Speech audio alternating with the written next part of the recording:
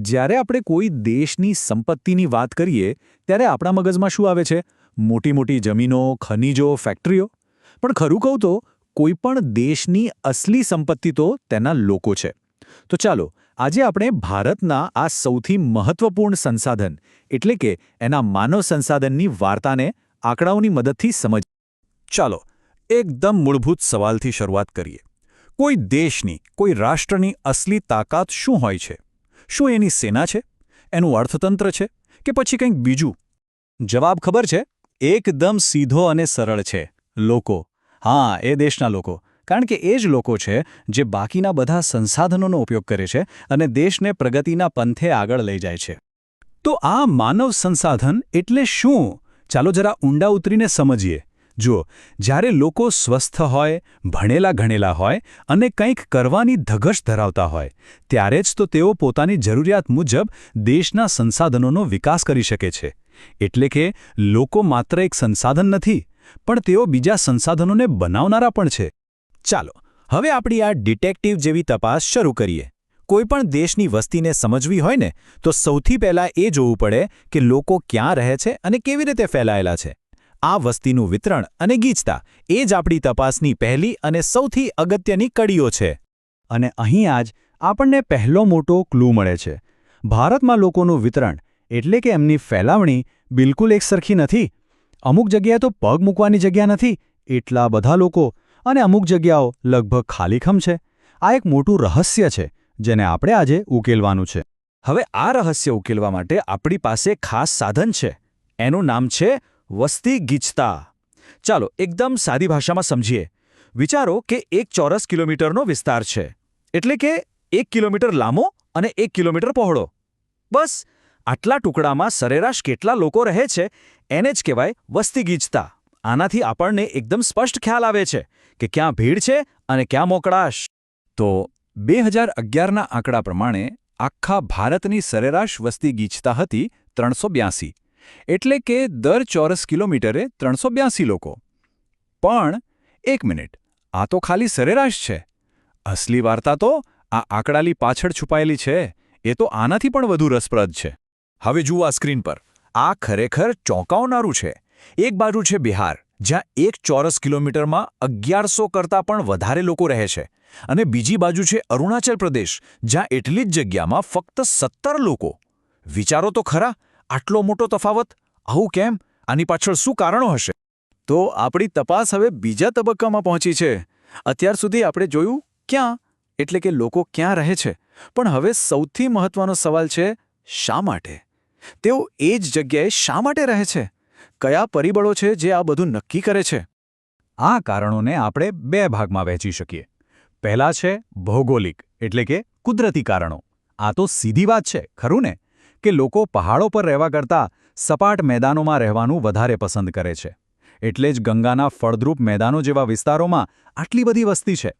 એવી જ રીતે સારી આબોહવા, ખેતીલાયક જમીન, પીવાનું પાણી અને જ્યાં ખનિજ મળતા હોય એવી જગ્યાઓ લોકોને ચુંબકની જેમ પોતાની તરફ ખેંચે છે.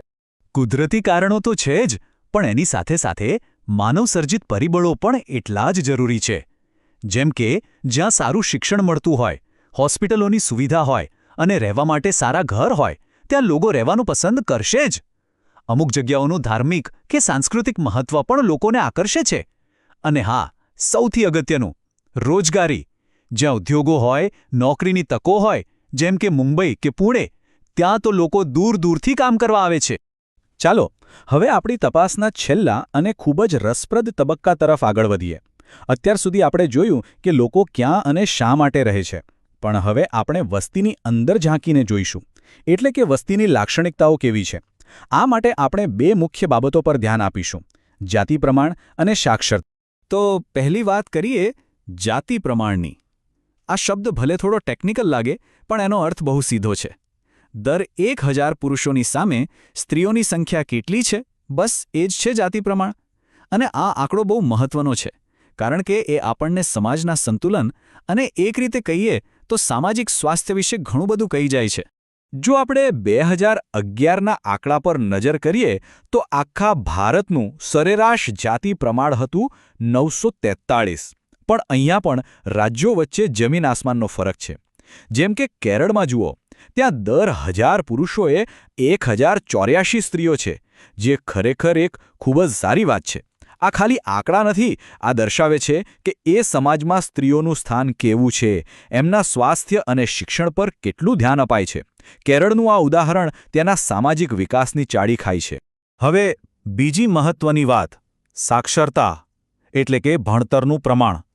સાક્ષર કોને કહેવાય? એની વ્યાખ્યા બહુ સ્પષ્ટ છે. કોઈ પણ વ્યક્તિ જેની ઉંમર 7 વર્ષ કે તેથી વધુ હોય અને એ કોઈ પણ ભાષામાં વાંચી અને લખી શકતી હોય. પણ અહીં એક શબ્દ બહુ જ મહત્વનો છે, સમજ સાથે.